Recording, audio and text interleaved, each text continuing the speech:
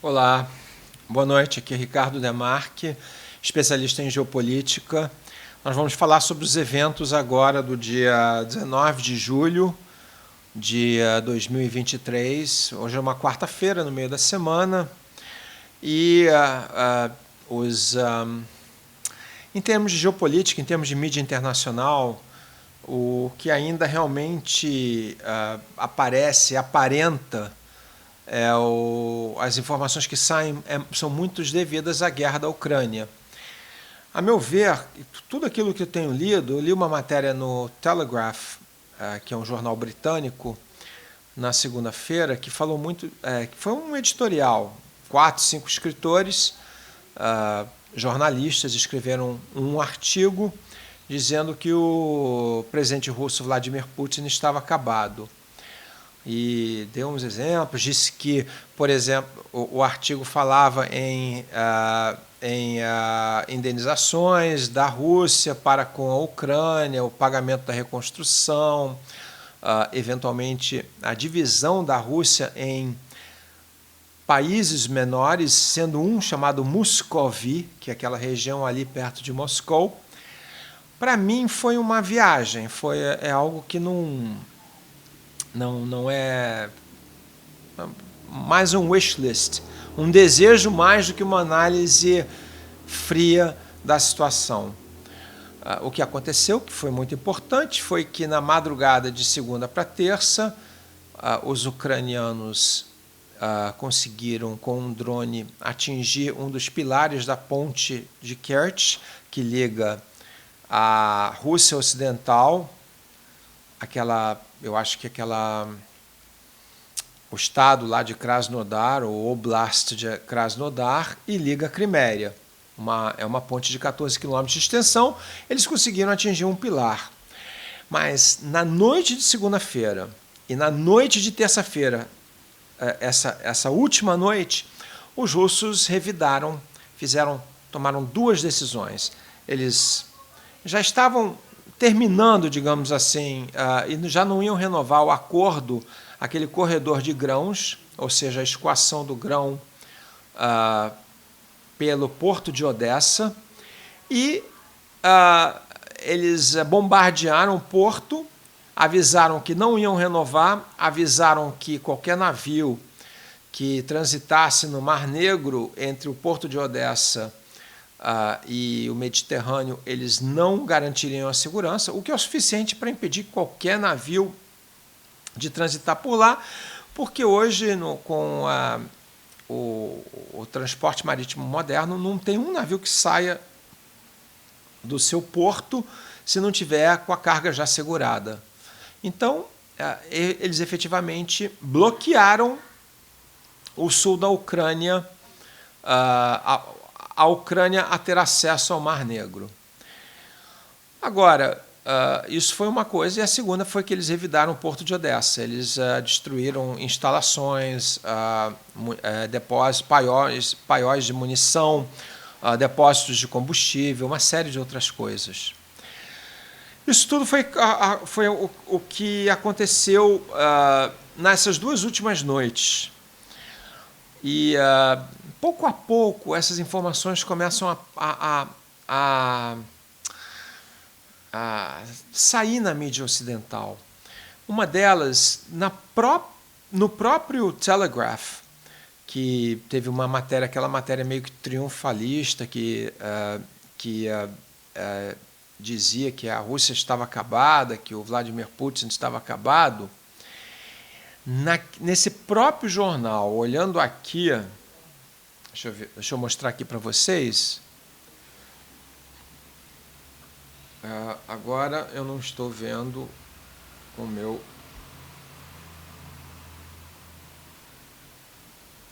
sim, aqui. Tem essa matéria aqui do Telegraph.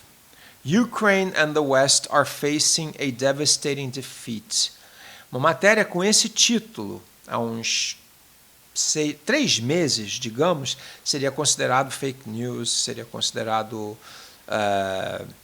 uma matéria de desinformação do governo russo, alguma coisa assim. No entanto, isso sai no jornal inglês The Telegraph. É realmente uma bela virada, uma bela mudança de ares, uma mudança de ponto de vista, né? O que hoje se entende, os analistas militares sabem que a Ucrânia não vai provavelmente conseguir, ou se conseguir, vai ser com muito suor, muito sacrifício, muito difícil conseguir derrotar aquelas defesas russas naquela área de Zaporozhia. A intenção da Ucrânia é conseguir acesso ao Mar de Azov, quebrar aquela ponte terrestre entre a Crimeia e a Rússia Ocidental. Isso não vai acontecer. Não vai acontecer. Muito difícil. E agora os ocidentais, quer dizer, os países do Ocidente, dizem que o problema são exatamente os campos minados que a Rússia construiu, né? Que colocou, instalou, que torna muito difícil a penetração pelas forças ucranianas. E ainda nem chegaram naquelas 3 linhas de defesas que os russos também construíram. Eles construíram umas pirâmides que impedem o avanço dos tanques e tudo mais.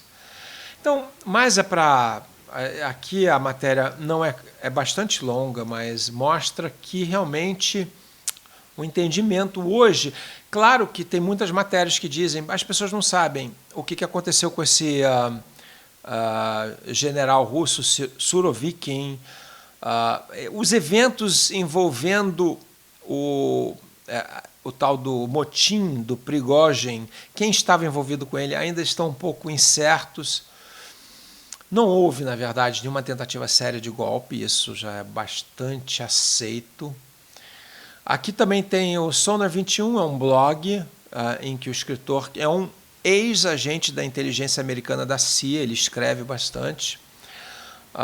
Ele acha que realmente a OTAN está obcecada pela Ucrânia e agora realmente em pânico, porque o que é que nós ouvimos durante esses últimos meses? Que a contraofensiva ia derrotar as defesas russas, eles iam recuperar o território e agora não se espera mais algo assim. Então vamos mudando um pouquinho, porque nós já falamos sobre, apenas para mudar, porque nós já falamos sobre essas questões da Rússia, não há nada de novidade, fora que o acordo de grãos foi cancelado pelos russos e que eles estão atacando a Odessa e estão selando o Mar Báltico à Ucrânia, não estão permitindo que a Ucrânia tenha mais. Efetivamente é isso que aconteceu, eles selaram, eles impediram o acesso da Ucrânia ao Mar Báltico. E aqui você tem aqui você vê a Samantha Power escrevendo no Guardian, ou o Guardian escrevendo que ela era uma oficial do governo Obama e é administradora de uma grande ONG americana, USAID, acusando o Vladimir Putin de afetar a vida de milhares e milhares de cidadãos dos países pobres. Mas a verdade é que os preços, apesar desse congelamento, dos russos impedirem o escoamento de grãos pelo Mar Negro, e agora isso é uma decisão que foi tomada, os ucranianos conseguem escoar um pouco desses grãos via ferrovias, indo via Hungria, via Polônia, e os preços no mercado internacional dos grãos estão num valor ainda relativamente baixo. E sabe-se que uma boa parte desses grãos vendidos pela Ucrânia foram vendidos para os países da Europa. Então, não foram tantos os países do Global South mais pobres que sofreram ou que podem sofrer. E o presidente russo acabou de falar que ele vai, até a custo zero, para quem realmente necessita, ele vai entregar grão russo.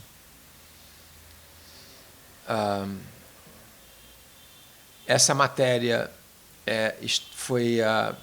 saiu no Guardian.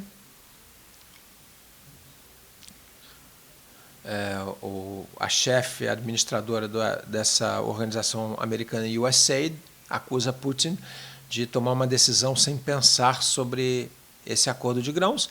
Na verdade, isso foi ocasionado pela... Na verdade, o acordo de grãos foi cancelado porque os russos não conseguiram escoar seus próprios grãos.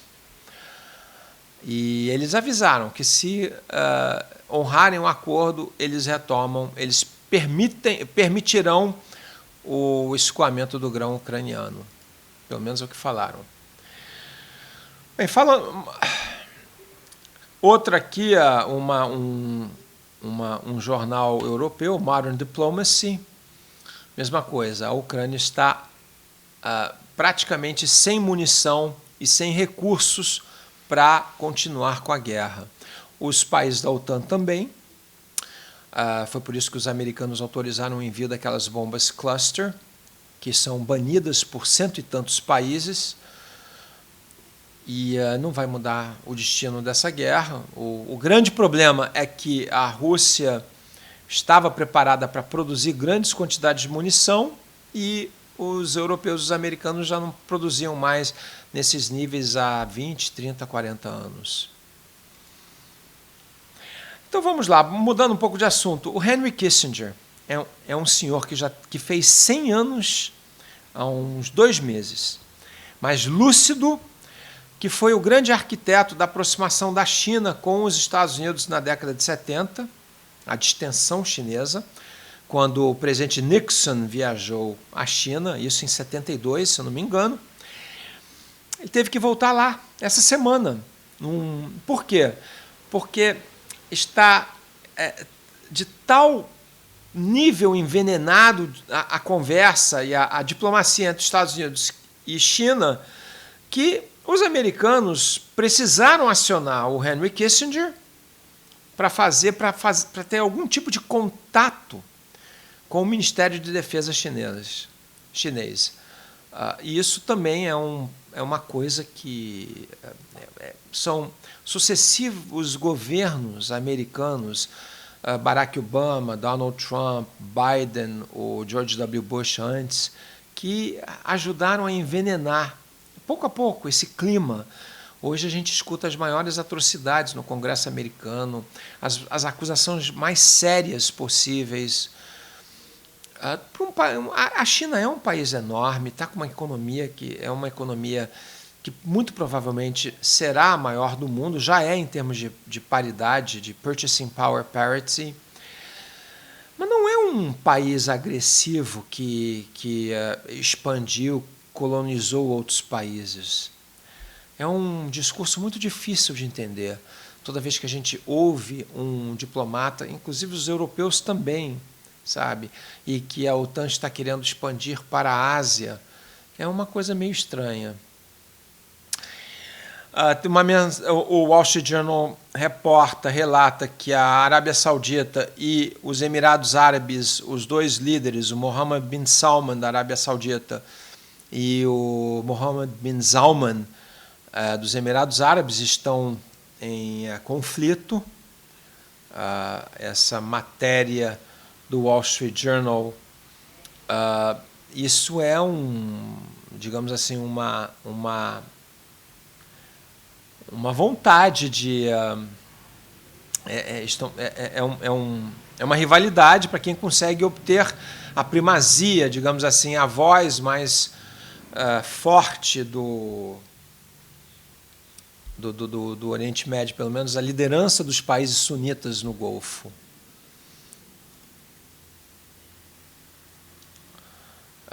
Aqui nós temos mais uma matéria do Washington Post, em que a Ucrânia está tentando enfraquecer as defesas russas e que os Estados Unidos estão empurrando, para que eles consigam algum avanço rápido. Mas é uma situação muito difícil. Essa matéria saiu ontem.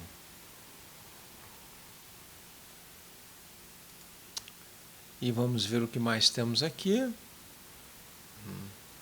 Meu computador hoje não está a 100%. Pois bem.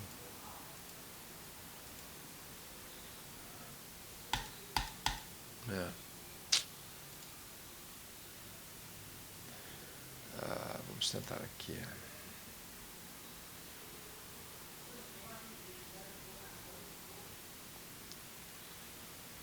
Também saiu uma matéria recentemente, esses dias também, e eu não me lembro de ter mencionado isso, que os BRICS, que há uma demanda forte para uma moeda, para não tanto para substituir, mas uma alternativa ao dólar para grandes comércios de grãos, de exportações de commodities entre países. É uma moeda que seria lastreada em ouro e, aparentemente, China e Rússia estão por trás desse movimento e veremos até que ponto isso vai evoluir. Então, E tem também uma outra matéria que saiu no New York Times, muito interessante, que a gente quer uma economia verde, mas sem a participação da China isso não vai ser possível, porque a China hoje domina a produção de placas solares, de motores eólicos. Eles têm de longe o maior parque fabril, e que sem a China não vai se ter economia de escala para implantar esses enormes parques de energia renovável. É isso, gente. Retornaremos amanhã ou sexta-feira. Muito obrigado. Até logo. Tchau.